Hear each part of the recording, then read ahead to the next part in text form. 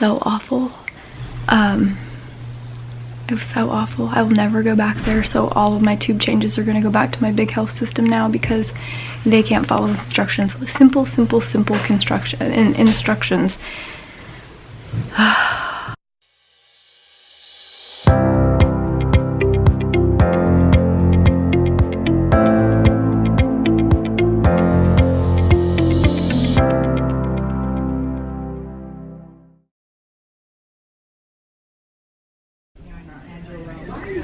Okay, so tube change number 8,006,000 blah blah blah.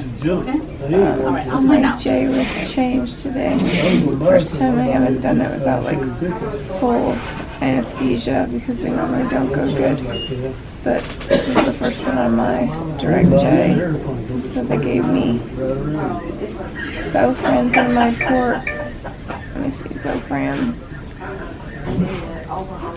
First said fentanyl. I was thinking there was something else. Oh yeah. And I had saline fluid for part of it just to flush it all out of there. So let me see if there's another one. There's Benadryl. First said Benadryl, Zofran, and then fentanyl. Oh, that's a good And deal. so they gave me one dose and didn't do a thing. And then they gave me a second dose and then at least took the edge off. Yeah. They, Always wanted to. I had a friend. I don't know if my pants are getting dirty. I had to drive it back towards to work and had a hot rod motor. It's on the reason I didn't swap. So I only got about that's 6 the new miles to one. go. But it was Snow White. Good looking truck, man. So this one is shorter. Yeah. It's a 2.5. Looks like it fits way better than my other. See, there's all this like, I don't know if it was chloroprep. Of course, it's eating a lot of that. gas that on truck was. That's why they want to get rid of it. What is it? Iodine, betadine? But now, look Something like that. So the clean. Okay. I have no idea why the video cut out like it did. But I distinctly remember not making any other videos about that procedure.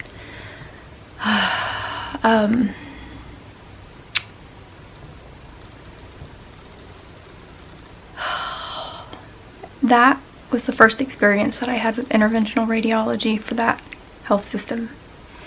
And when we first scheduled the procedure to have the J-tube changed out, you know, I was making sure that I was going to be fully sedated like I always am and all the things, and they were like, oh no, we don't do any sedation for those. And I'm like, well, that doesn't work for me because of the complications from my feeding tubes.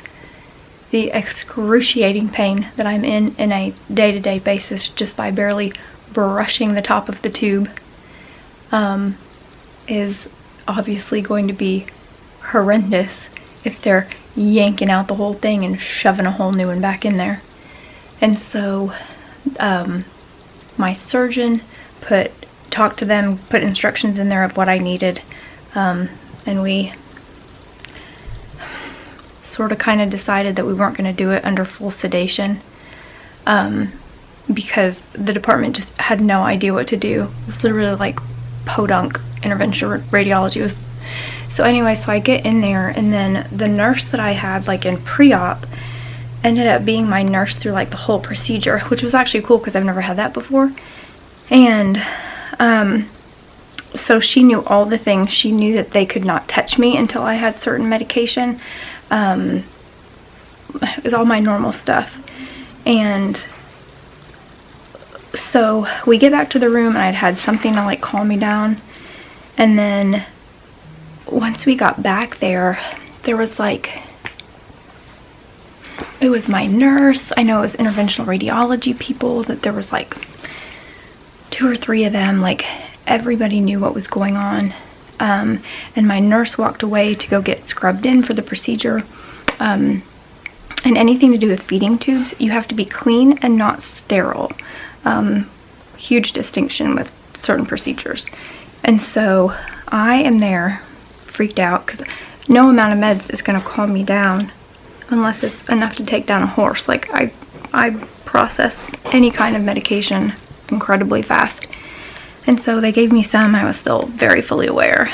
And then I got moved over to whatever table that I was supposed to be on, and then my nurse, she was gone. I guess I didn't even I don't think I twigged on it when she was gone. And then there was this other dude with interventional radiology, and he was like, okay, well, I'm gonna start, cleaning you up and draping and whatever they had to do.